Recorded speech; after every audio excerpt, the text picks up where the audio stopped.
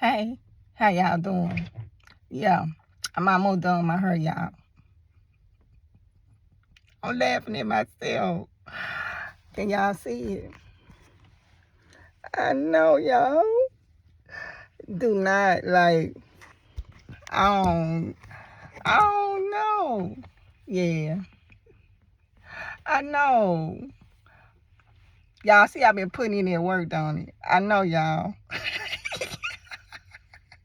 With my hair, I braided my hair up. Yeah, I'm almost done though.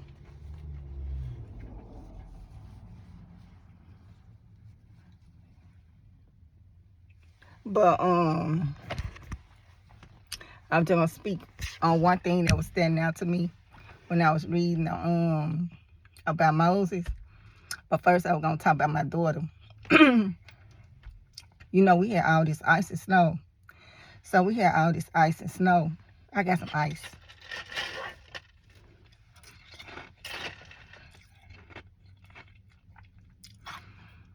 So we had a lot of ice and snow in our driveway. And my kids, they Ubered to work like that first day. So they Ubered to work, and they was like, the streets are clear if they can just get out the neighborhood. So my daughter, when she got off work, she had a shovel, and so she's trying to like shovel the yard. So it's like in the evening, like 5, 6 at night, and she's like, one of my daughters is shoveling the yard because she's really trying to move this ice, and it was refreezing. So when she get out of work, it's like 5, 6 in the evening. She's out shoveling the yard as soon as she got off work. Cause I was like, I don't want to suggest it, cause I feel like if I would have suggested, they would have just went to this. No, we don't need. But I was like, God, I ain't finna suggest that they might need to shovel when they get out of work. Like I'm not even finna I'm gonna let them look and see that maybe I need to shovel so I can get out this driveway. So when she got home, I ain't have to say nothing. So when she got home, she just started shoveling on her own. So I'm in the house talking to my other daughter. So I would just talk to her with it. I was like, what her sister doing? She was like, she's outside, she's shoveling. And so as she's shoveling, and I know that, it's like 5, 6 in the evening and it's finna refreeze, I was kind of like thinking to myself, I'm like, she gonna need some help. And then, and I was a little worried, like not worried like that, but I was worried, like, is she gonna even get this done before it start refreezing? So while I'm talking to my daughter, I kind of said she might need some help. But then while I'm watching,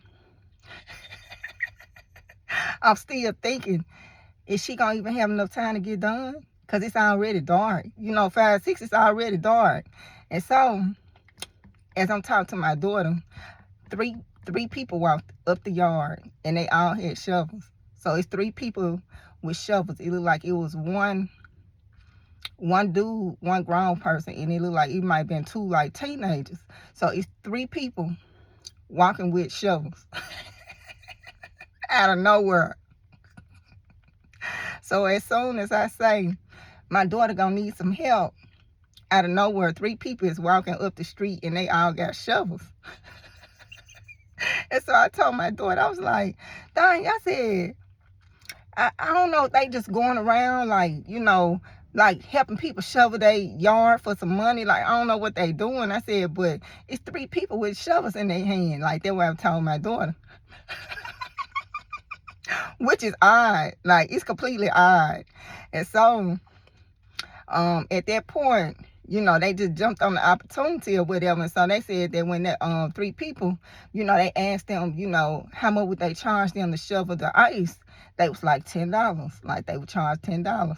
And so then at that point, my kid was like, nah, we ain't finna pay y'all no $10, so they gave them more. So I think they paid them maybe $50 each. So they only wanted $10. And so my kid was like, no, I'm not gonna pay y'all $10. We'll give y'all about 50 per person. So they actually end up helping my daughter get this snow and ice, but they came out of nowhere. And then the thing is, I always be like, the Bible say you entertain angels unknowingly. Cause my kid was like, it was weird. And then they was like, one of the teenagers had so many piercings. They was like, Mama, it ain't no way you that young and got 50 million piercings all everywhere. So my kid was like, it was just kind of weird. Like out of nowhere, it's just 3 people. They both all got shovels in their hand. Like, y'all already know, like, it's cold. So you ain't finna just see nobody just walking with no shovels around here. But after blue, as soon as I said my daughter gonna need some help, out of nowhere, 3 people came and they having to walk past our yard. And then at that point, I was telling my daughter, I was like, well, they say in the Bible, people entertain angels unknowingly. That's what I was telling her. And so, and then they only wanted $10, so they would have been like a 30. And my kid was like, no, we're not going to pay y'all $10. We're going to give y'all about 50 a piece. So that's what they end up doing. So, yeah, that ended up happening with my daughter, which in my mind, it's still weird. Like, it's the weirdest thing ever. Because ain't no way 6 o'clock at night you walking around with all this ice around. And this when we had ice everywhere with shovels in your hand just walking up and down the street like, no. And it's nighttime. But she was able to end up, with the help of them, they ended up shoveling the yard so that she can move her truck because it did refreeze. So I was speaking on that because I just feel like they were like super weird. I'm like, where do these people even come from? And as I was talking to my daughter in the house, I look in the window, out of nowhere, it's 3 people all with shovels in their hand. And I was like, and my daughter was like, Mom, I'm talking to you later. I'm finna go see if they gonna help us shovel this yard. This was in the middle of me doing all that, and then I happened to peek and see that. So yeah, so I'm still like, I see a lot of stuff, y'all. But that right there, that was the first for me. So, yeah, so I'm speaking on that. Yeah, in Moses, when I was telling you that, God was telling Moses who he was. And, I always go back to this Moses chapter 3. It's a lot in this anyway. It's a lot of little stuff that stand out, but it's the same verse where, Moses go and tell the people that he goes to Pharaoh to tell them that to let his people go. When people talk about Moses and Pharaoh, the only thing going in my mind is, let my people go. That's the only thing playing in my mind when I heard about Pharaoh. Okay, y'all. So, when I was reading this one part, I wanted to speak on it because I ain't never really put emphasis on it when I was speaking on it. But it's saying, I'm reading really the same thing I was reading back in the past when I was talking about Trump and talking about he gonna be the golden calf, and talking about his brother ended up building the golden calf. I'm on that chapter right there, but this Moses chapter 3. So I'm reading the same thing over again, but it's something else that stand out that I didn't really put emphasis on. That I'm finna put emphasis on now. So it's like, I said Moses, Exodus 3, verse 16. It said, go and gather the elders of Israel together and say to them, the Lord God of your fathers, the God of Abraham, Isaac, and of Jacob, appeared to me, saying, I have surely visited you and seen what is done to you in Egypt. And I have said, I will bring you up out of the affliction of Egypt to the land of the Canaanites and the Hittites and the Amorites and the Perizzites and the Hivites and the Jebusites, to a land flowing with milk and honey. Then they will heed your voice, and you shall come, you and the elders of Israel, to the king of Egypt, and you shall say to him, the Lord God of the Hebrews has met with us, and now please let us go 3-day journey into the wilderness, that we may sacrifice to the Lord our God. And then he said, but I am sure that the king of Egypt will not let you go. No, not even by a mighty hand. So I will stretch out my hand and strike Egypt with all my wonders, which I will do in its midst. And after that, he will let you go. And I will give this people favor in the sight of the Egyptians.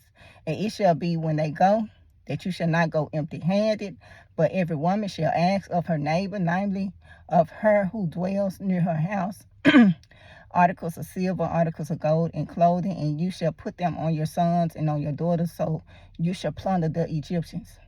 So, when I read that right there, I close the book. It went right back to it. But when I read that right there, y'all, the part that stand out to me was when he said, but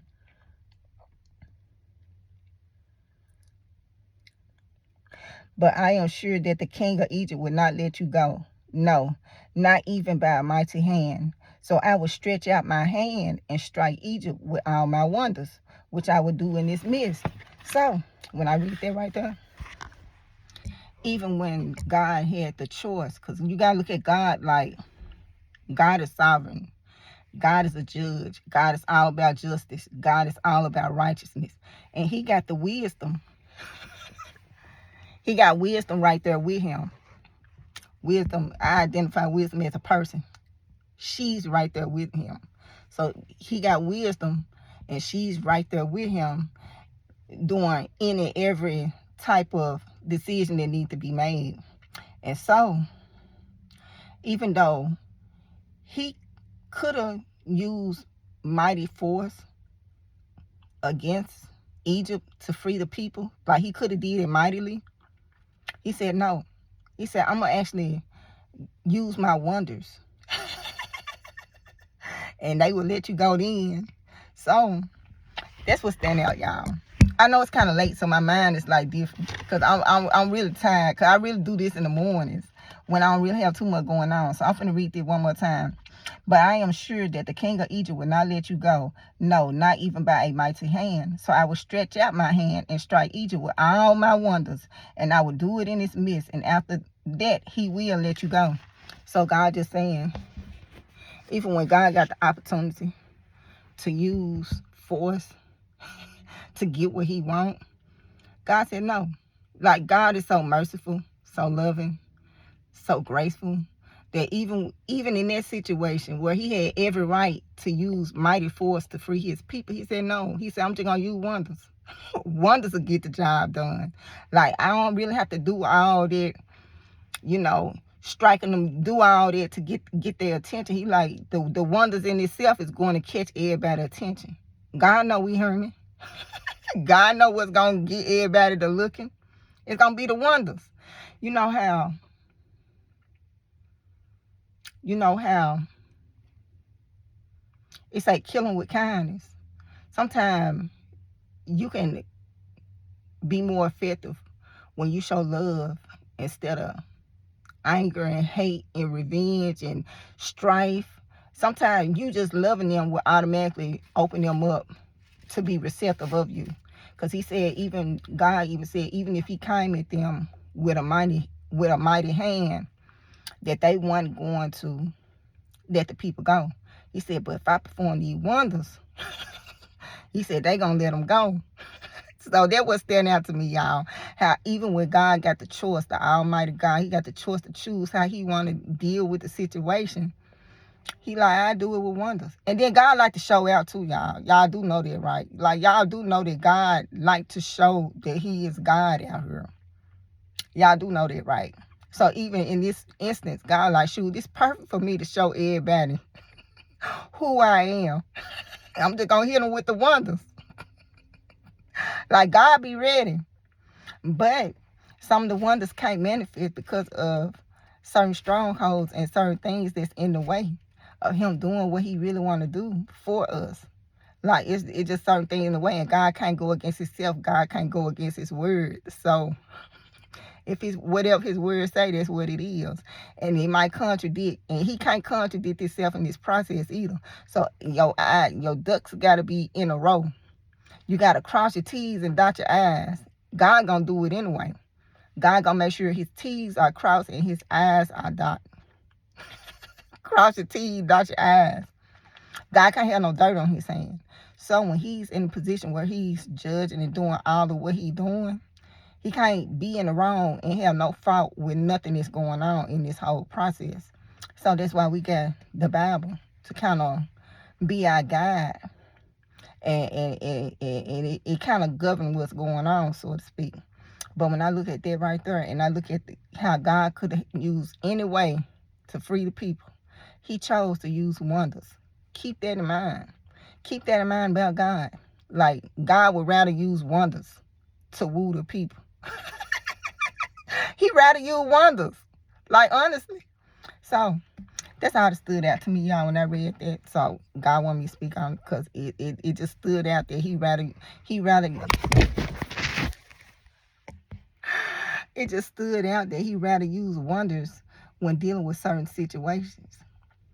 And God wants us to exercise love too out here. Like, he don't want us to be just so quick to just be like so defensive. Because if he would have used defense against the Egypt and Pharaoh, he would have, they want to, like, they hearts would have, even though he kept telling them their heart was going to be hardened, but their hearts were just hardened so he can perform more wonders. So God can kind of get the glory in the situation and start to manifest itself. So even when he was hardening Pharaoh's heart, he all for the glory of God in the end. Because God was ready to perform some wonders. God was like, okay, let me perform some wonders. Like, he really want a reason to, y'all. I don't think y'all really understand the dynamics of God really want to perform wonders. Like, he really want people to know him through his miracles, wonders, and signs. Like, that's what he really want. He don't want you to know him through his wrath and he had destroyed everything.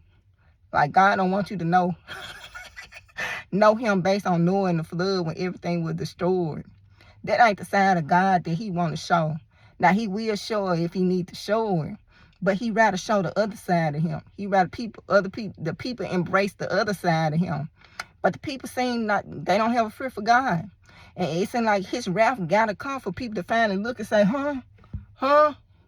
But it don't have to be like that. God would prefer to just woo you with the wonders. He'd rather just woo you with the signs and wonders and miracles out here. We are stiff-necked people, and I'm generalizing. We are stiff-necked people, and it might take him getting to the point of his wrath. Because they might have a reprobate mind. If they got a reprobate mind, then it's going to automatically, like, it's no other option when you got a reprobate mind. Once you got a reprobate mind, you kind of locked in your choice. And so he might have to use, like, his wrath and his anger. But God don't want to be walking around and have to show himself through his anger and through his wrath for everybody to say it's a God. Y'all know God is kind of chill, laid back. God is chill and laid back. But people push it. Well, not just people, Satan too. His creation, because he got more than just humans, but his creation, sometimes they push him to the edge. You know that song, push me to the limit. Dun, dun, dun. Sometimes it all just push him to the limit, but that ain't what God want for us, y'all. I'm gonna let y'all go. But that ain't what God want. God wants you to know him through his signs and wonders, the good that he doing. Like, he don't want to just be striking everything down for everybody to say, ooh, yeah, look at God. Like, just like your parents. Do you want to know your parents is the one that was always the disciplinary? No. But sometimes the one that's the disciplinary get the most respect because the fear is instilled in them. But God don't want to instill fear in you for you to do what he wants you to do out here because you scared. He wants you to do it out of love. And he don't want to be a disciplinary. Like, he don't want to play that role, but he will if he got to. Okay, y'all. So, God want me to speak on that. Also, he wanted me to say, a lot of times we keep forgetting, God. And how, like, even with his creation. And I'm talking about, like, with Satan, with the 200 angels that's chained in hell, with the third of angels that fell out of heaven with him. Sometimes we so stuck on me, I, my. oh, they just betrayed me, and oh, I'm just so hurt, and I can't believe they did this. But God said, he know betrayal. His creation betrayed him. He had to go through the betrayal of Satan, who's a very high position. God put him in a very high position, and Satan crossed him. And not only did Satan cross him, Satan took a third of his creation, a third of his angels. They also crossed him in this process. So God said, he know betrayal firsthand. He know betrayal. So while we walk around here having these pity parties, like, oh, I'm just like, oh, they betrayed. God said, I done been through it too. I done been through it too.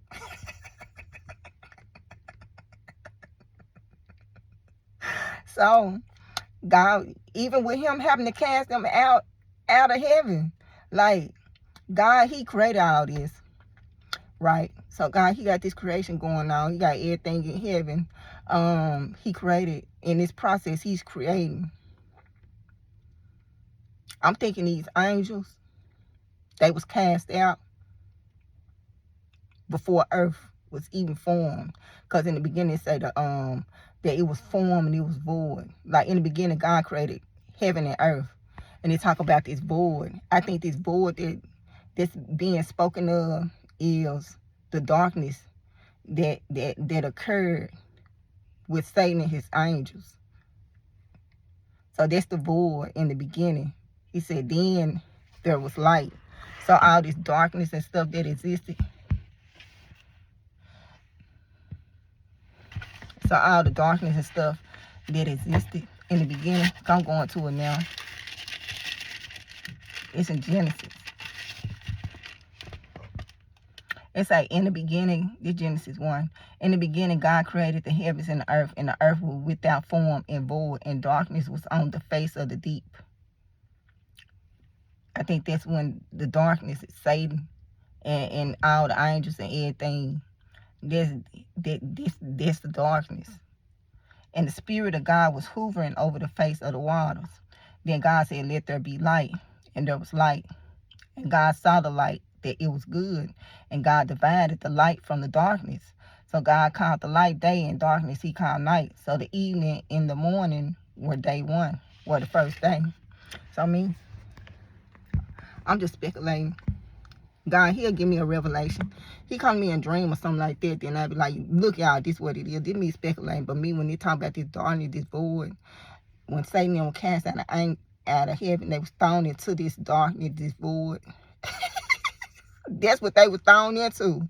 And so in the process of them being thrown into all that, God is forming the earth for us. He getting it ready for us, because by the time they fall out of heaven and God see free will finna be in this equation, he realized we finna fall too in this process. So he's trying to create a home for us. He's trying to create a home for us in this process, because he wants us to be different from everything else that he already had created. But the thing is, we got free will. So just as they made a choice to cross God, he knew that we too will also have a choice. And in this choice, you could choose right or wrong. So with you having a choice, it's a variable. You gotta choose. I spoke on it before. I might repost it, where I said when God gave us free will, now we gotta choose him. So at first, you just like, oh, God, but once you instill that free will, now we got to make a choice, and we got to actually choose him in this whole process that we going through. So when I look at Genesis, and I'm going to read it later, it just talk about this darkness, this void, and I think that when they went to battle and they was cast out of heaven, they went into the darkness and void. That's where they fell into, because God still God's creation. And God, in this process, is trying to house all of his creation. So he not just trying to, like, since God is sovereign, God is perfect, everything got to have a place to go. Even the ones that cross him in this process. So he ended up creating hell for the angels that fell. And the demons that was in the future was going to be a part of hell. They ain't even created yet. But he knew they was coming. He already had a place for them. The demons, that's the Nephilim. That's when the angels mixed with the humans. So God already knew that was coming. He already created a place for it before it even happened. In the beginning, he already created it all. So he already knew all the choices and everything that was going to happen before it happened. So he just trying to create and design and establish where all of these entities are going to go. And this process, excuse me, in this process, he ended up giving us earth. He created earth for us. And he tried to make it as, with us being cast out of heaven, it's no way that we can even, like, feel what it was to be in heaven. But when he created earth, he tried to, with us being in a fallen state too, he tried his best to try to make it as comfortable as possible for us in this process. So when you got the tree, God said the fruit is good. Everything was good when God created it. Everything God created on earth was good. So when God gave us this earth, everything was good. It all was good. The fruit was good. Everything was good. And then we went into a fallen state, y'all. So I'm finna let y'all go. Yeah, I'm finna let y'all go. Y'all enjoy y'all day. Y'all be safe out here. But I don't know why but God, he taking me to the Genesis, but my mind is just not there. Cause when I have a long day, my mind is just not as sharp as like in the mornings. But he taking me to the Genesis, so I'm gonna probably end up reading about the Genesis right here, cause this is about God and His love for humans. His love for us. He loved us so much that he's trying to create a place for us to live, because he knew that we could not live in heaven. And even with the angels, who he just cast into the void, cast into darkness, with us, he put extra time, and he actually put his heart not only into designing us, but the earth that we would have to live in too. Like he put a lot of effort and time into making sure that our home was gonna be something. He would, something for us to kind of just be like, okay, our home away from home, so to speak. Our home away from home. But then this process, you got the wanderers, the creation, the angels and stuff that was cast out of heaven, that's trying to find a place to go. They want to be here. They want earth. You know how you got America, and you got you got everybody that just want to come over here, but they not only want to come over here, they want to conquer. So they trying to come conquer. That's how his other creations feel about the entire earth. They just want to conquer earth all together. So not only are we battling each other for the lands of the earth, you got a whole different entity, and them dealing with angels, and they want a place too. They don't want to be wanderers. They want a place to go. They don't want to just be in the void. They don't want to just be no home, no nothing. Yeah, and they don't want to be in the abyss. That's a place they don't want to be. So the closest thing to heaven, as far as like what God has created, will probably be earth. Earth will probably be the closest thing to heaven. Especially if you in a fallen state and you can't get to heaven, it'll be earth. Like earth will be the closest it could possibly be in the fallen state. So that's what I'm getting to out of a little bit. Like earth, it's not heaven, but it's our home away from home. Now, when you got the angels who contaminated and started impregnating the women and started exposing them to stuff we weren't supposed to be exposed to, yeah, eventually, the elements of the earth got corrupted. But in the beginning, God said it is good. It was good. It all was good at first. Let me stop. I'm cutting this off now, y'all. I'm going to let God talk to me more about this right here, about what's going on with this, because he trying to take me somewhere, but my mind just not there. Now, I did have a dream yesterday. It was dealing with covenants, different types of covenants and stuff that's established. And in the dream, I was speaking, and I was speaking on God revealing to me a covenant that's established that's not even in the Bible. And this go past the end of Revelation where it say it's a new earth and a new heaven and a new earth. Do it say something about new heaven, new earth, or just new earth? But in the book of Revelation at the end, God gave me revelation. And it go past the end of this Bible. It's a revelation that I'm not going to speak on. It's not for me to speak on the revelation of what he told me. But it go past whatever is written in this Bible.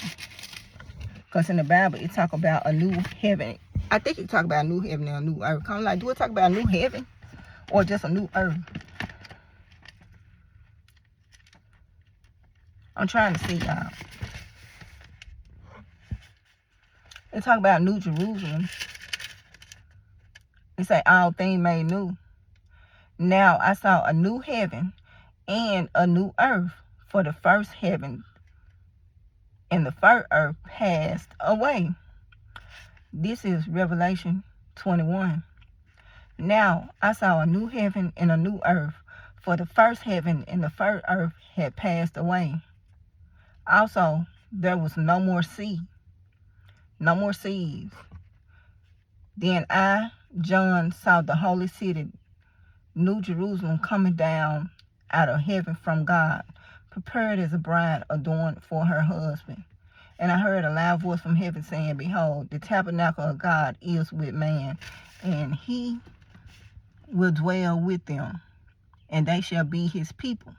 God himself will be with them and be their God, and God will wipe away every fear from their eyes. There shall be no more death, nor sorrow, nor crying. There shall be no more pain, for the former things have passed away. It just led me straight to that, because I was like, when while I'm talking, I was like, why would it need to be a new heaven? But in Revelation 21, it say it's actually a new heaven and a new earth. God is creating a whole new one. And he said, and he's describing that it's not going to be no more fear. It's not going to be no more death. God saying he actually going to be there with us. He's going to actually be there and dwell there with us. And so, last night when I was talking, I'm finna let y'all go, but last night when I was talking, in my dream, God had revealed the covenant. But this covenant, it extends past the book of Revelation. Like, this is something that I ain't even been, like, out for the world yet. You know, I told you about hidden truths. Certain truths are hidden. Like the book of Revelation, if they talking about it's going to be a new heaven and a new earth, then don't you think it's other things that's going on that's past the book? Because the book of Revelation really stops at the new heaven and new earth. But life is not stopping at the new heaven and new earth. It's actually still beginning. So, in the dream I had, it was this covenant that God had told me about that I cannot speak on. And it's a covenant that ain't even in the Bible. It's a hidden truth. I know, y'all. Yeah, it's a hidden truth. In the dream, I was like, well, I can't even tell you. I can't tell you this particular covenant that God had revealed to me. Like, I can't open my mouth and speak on this. Like, that's how I was in the dream. But he did explain or did talk about this covenant. And this covenant, he might go into detail me later, because I don't want to get too much detail into it, because I can't even speak on, like, I'm not allowed to speak on this right now. Maybe at a later time. But this a covenant that's not even in the Bible. I think this actually go past the book of Revelations. What he told me. So, y'all, I'm going to talk to y'all later. Enjoy y'all day.